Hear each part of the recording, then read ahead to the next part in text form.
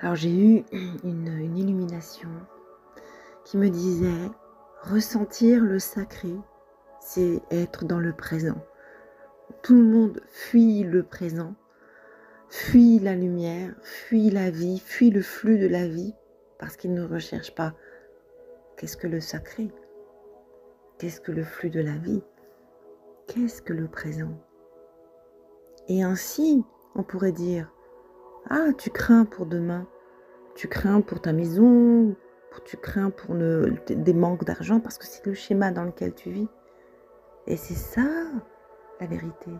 C'est que quand tu as compris que tu recherches, tu veux ressentir le sacré, ressentir le flux de la vie, alors tu abandonnes tes peurs, tu abandonnes tes craintes et surtout, le plus important, c'est que tu abandonnes le schéma dans lequel on veut que tu sois.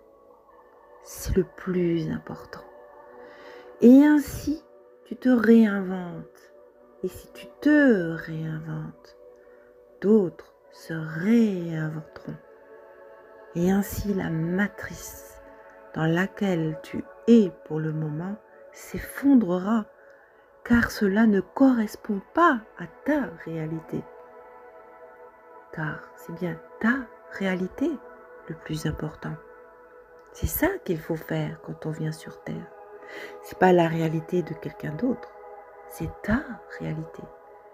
C'est la vibration de ton âme, la vibration de ton cœur, la vibration de tes émotions, de tes bonnes émotions, de tes clairs ressentis, de tes pressentiments, de tes sentiments, de tes rêves. Que tes rêves soient accomplis, c'est ça le plus merveilleux, le plus beau.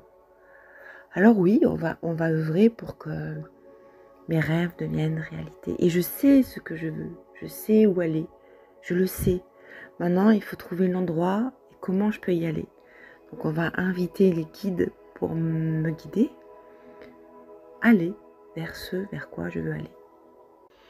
Merci, fruit de la vie, fruit de l'esprit. Merci vie, merci de m'avoir fait découvrir cette expérience terrestre, aussi douloureuse soit-elle, mais aussi grande soit-elle. Je parle d'une grandeur cosmique, oui, car dans toutes ces épreuves qu'il a fallu enjamber, petit à petit, mon être s'est tourné vers le cosmique, la conscience, où des fois j'avais des brides, où je me détachais, je voyais avec la hauteur de mes yeux, j'étais au-dessus de la terre et je voyais. Et parfois je riais de nos expériences qui nous, on le prend tellement avec sérieux. Mais aujourd'hui, et c'est le début parce qu'après on ne fait que évoluer, on ne fait que apprendre. Eh bien, aujourd'hui, je me détache de la corporalité. Je ressens ma corporalité, c'est pas comme si j'étais pas dans ma corporalité. Je suis dans ma corporalité, je suis avec la terre, je l'aime infiniment ma terre. J'aime infiniment les éléments. Le feu, l'air, l'eau, les végétaux, les animaux. C'est tellement sacré pour moi, la terre elle-même. Les minéraux, oui aussi, tout ça c'est tellement sacré. Mais je perçois aujourd'hui le un finalement. C'est-à-dire que l'esprit, puisque je suis détachée de la matérialité. Et là, je le vois dans mes yeux. Je vois dans mes yeux quelque chose qui n'est pas dans la matière. Mais dont la matière fait partie. Et donc, ma recherche actuelle, c'est d'aller dans les fruits de Dieu. C'est d'aller dans sa connaissance. C'est d'aller dans son savoir. C'est d'aller dans sa douceur, dans sa volupté. Dans le subtil, dans la poésie, dans la noblesse de son esprit, dans ce qu'il est de merveilleux. Je n'arriverai jamais à sa cheville, évidemment, mais je suis de lui. Et ma conscience, si elle se met dans la sienne, comme ça, et si je suis à son service, en plus, parce que, alors je le dis, hein, ma conscience est à ton service, mon corps et mon existence est à ton service, et finalement, la connexion, elle se fait sans cesse. Je ne cesse alors que d'être unie à Dieu Tout-Puissant, unie à cette puissance créatrice unique.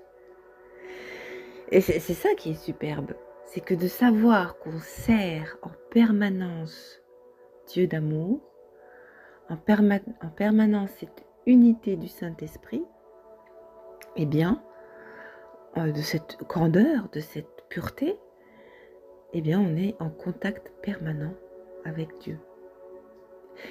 Rechercher le sacré, c'est rechercher la connexion en permanence, c'est rechercher le flux de la vie en permanence, et c'est s'aimer, c'est aimer la vie, et c'est aimer Dieu, et c'est aimer son futur, voilà.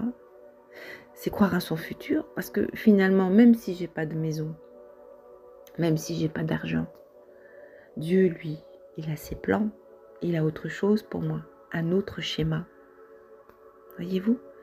Et je ne serai jamais perdue. C'est pas parce que j'ai pas de maison, ou du moment que j'ai la santé, que j'ai de la nourriture, il y aura toujours de quoi me loger, d'être heureuse. Parce que mon objectif, c'est d'être heureuse. Et c'est justement ça, c'est que dans cette période de profond effondrement de ma vie, de mes schémas, des idéaux qu'on m'avait projetés, que la société m'a projeté, ou que ma famille aussi, culturellement parlant, m'a projeté. Dans ces effondrements de ces idéaux-là, je suis obligée de me réinventer, ma forme vitale de mon âme, vitale de ma vie, la forme artistique, expressive de mon âme. Et c'est pas en m'enfermant dans une société qui veut ça, avec des normes, avec des cercles de gens, d'idéaux culturels, que ça va servir mon âme. Hein. Pas du tout. Ça va pas du tout servir mon âme.